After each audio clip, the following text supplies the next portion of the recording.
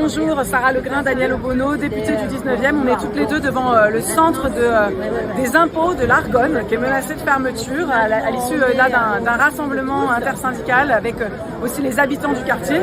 On n'est absolument pas d'accord pour que ce centre ferme. C'est la poursuite d'une logique catastrophique à Paris où ils ont supprimé 40% des postes en l'espace de 15 ans, où ils ont supprimé un certain nombre de centres en appelant ça quand même réseau de proximité, ce qui est assez hallucinant. Et pourtant, ces centres, qui en a besoin? Et bien évidemment, celles et ceux qui ont le moins d'outils à leur disposition, celles et ceux qui n'ont pas de conseil fiscal ou de fiscaliste pour pouvoir contourner l'impôt, mais plutôt celles et ceux qui ont du mal à comprendre leur déclaration d'impôt, qui ont du mal à accéder aux outils numériques, qui ont parfois des problèmes de langue, qui ont parfois des problèmes avec une administration qui leur demande des choses auxquelles ils n'arrivent pas à répondre. Ils ont besoin de ces agents de service public, ils ont besoin de ces centres de service public de proximité dans le 19e, à côté de chez eux, pour les conseiller. Et donc on va se battre pour défendre ce centre de la même façon qu'on se bat pour défendre le centre de santé de proximité de Stalingrad, à quelques centaines de mètres d'ici.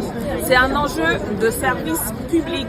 Il s'agit dans le 19e arrondissement de faire en sorte que les habitants et les habitantes aient accès à leurs droits, un combat que nous menons depuis des années à la France Insoumise. J'ai même proposé une loi qui permettrait de réouvrir les accueils physiques. Cette loi, elle a été adoptée à l'Assemblée nationale et elle n'attend plus que d'être inscrite à l'ordre du jour du Sénat. Et donc nous continuons aussi cette campagne pour interpeller les sénateurs et les sénatrices pour que nous discutions de cette loi et qu'elle soit votée au Sénat et qu'elle puisse enfin être appliquée. Et ça permettrait que, par exemple, pour les centres des impôts, eh bien, on maintienne les centres réellement de proximité et qu'on les développe d'ailleurs en fonction des besoins, parce qu'il y a des besoins de la population en matière d'impôts, mais en matière de protection sociale, en matière de santé. Voilà, il s'agit de faire en sorte de remettre de l'humain, d'en finir avec la dématérialisation tous azimuts qui prive les habitants et les habitantes de leurs droits, mais aussi maltraite les agents et crée une perte de sens, crée de la souffrance au travail.